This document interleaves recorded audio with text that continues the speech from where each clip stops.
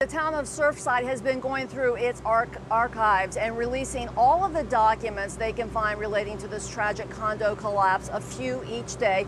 And I have also been going through those documents. And tonight, a few things do stand out, including the general contractor back in 1980 resigning toward the end or the middle of the construction of the tower. The penthouses being added against town code after the original plans were approved, and concrete restoration work being done as far back as 2000. Contractors began pulling permits to build Champlain Tower South in 1979. In May of 1980, a year and a half before completion, the owner asked for cancellation of the building permit because the general contractor had resigned. Documents show the same day a new person was put in charge. That's not a good sign. Surfside Mayor Charles Burkett tells me he hadn't heard about this and doesn't know why the general contractor resigned. It could be a multitude of things, but it's always better when you have the same team that starts and finishes it. Documents also reveal two penthouses that weren't part of the original plans were apparently added by the builder in violation of the town's building code. And that raises questions. Did those penthouses put extra stress on the building? With respect to the penthouse that was allegedly added at the last minute, I think it would be interesting to know whether that last minute addition was last minute while the plans were being drawn, so that the structure could be reinforced to support that, or whether it was a last-minute addition after the building was built. In this letter dated December 2nd, 1980, the town revoked and canceled the tower's permits because the town attorney said in his opinion the penthouses were a violation of the Code of Surfside and that you were so advised prior to the issuance of the permits. A week later, the town council voted to give the building a special exemption and to allow the penthouses. Documents released today also show extensive concrete repair work and restoration was done by several companies as far back as 2000 and continuing through 2009. All of this coming under scrutiny as the investigation into this tragic collapse continues. Buildings just don't fall down in America. That's a third world phenomenon, not a first world phenomenon. Something was very, very wrong with this building, and we're going to find out what happened. And Mayor Burkett tells me that is not going to happen today, tomorrow, or even in the next few months. It, in fact, could take years to get to the bottom of what happened to these condos. In Surfside, Terry Parker, WPBF 25 News. Terry, thank you. Our team coverage continues now with Shane Wright, where some of the debris from the collapsed condo is actually being moved to. Shane?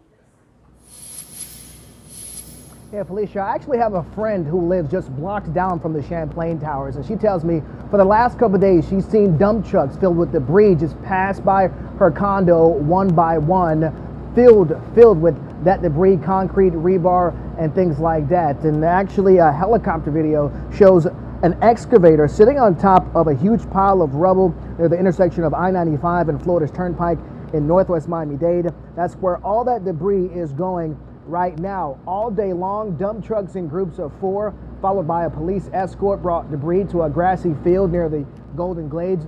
2 badly damaged cars filled with concrete are sitting just a few yards away there. The pile is mostly concrete, cinder blocks, and steel rebars. Police haven't said why they're bringing the debris there, but it may just be to simply get it out of the way for now.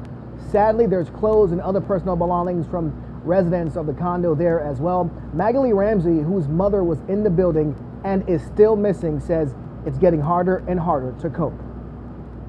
This is a horrible situation for anybody, but worse is not knowing anything.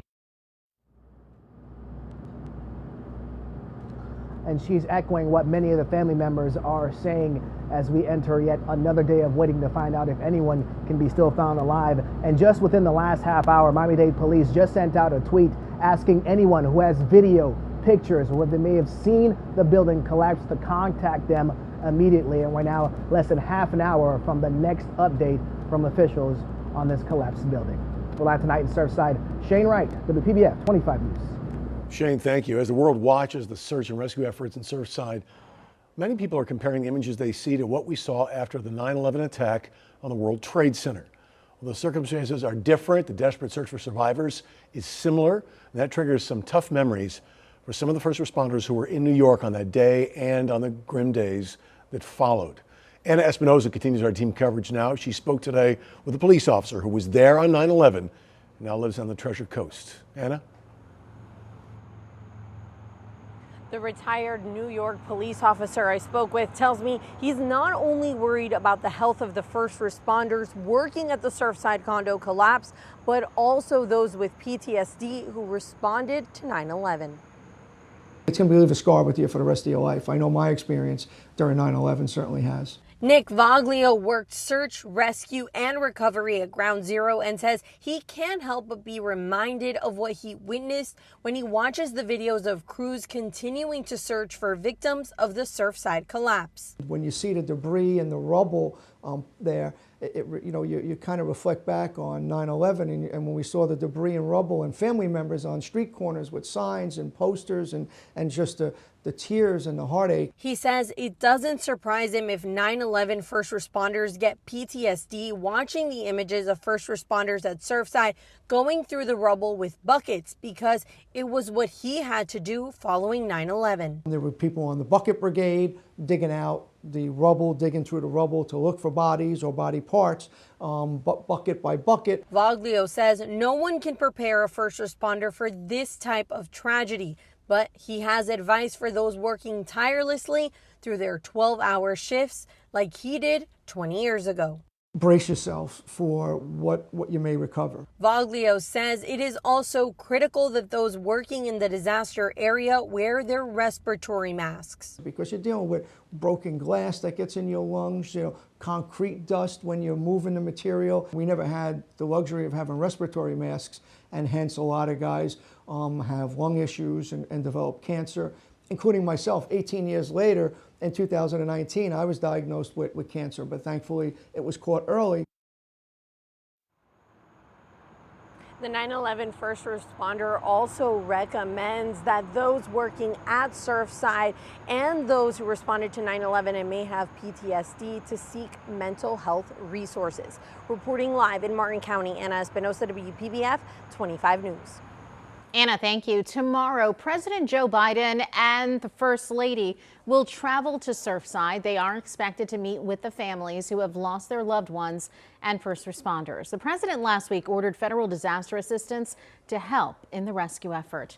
And we will continue to keep you updated on the latest developments on the condo collapse. Miami-Dade officials set to provide us with another update within the next half hour. We'll stream that news conference on our website, WPBF.com, and on our mobile app and on our Facebook page. If you'd like to help by making a donation, we have a list on our website of the different ways you can do that. You'll also find the resources on the free WPBF 25 News app. Download it now.